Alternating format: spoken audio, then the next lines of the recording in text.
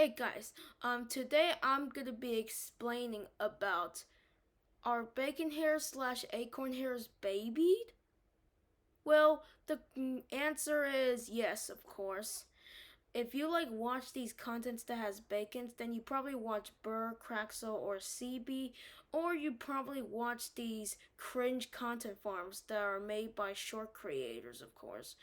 And let's go on to the preppy trends that if you search them up, they are of course obsessed with bacon hairs, of course. And yeah, I like bacon hairs, but they are just overrated as vanilla ice cream. And if we search it up again, then of course back in 2014 Roblox, of course, the bacon hair is of course born. But back then everyone started as noobs or guests, of course.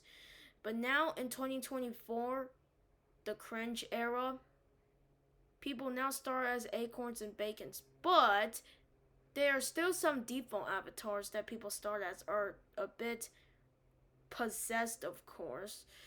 And yeah, in 2021 and 2022, people started to bully bacons because they have no Robux or something.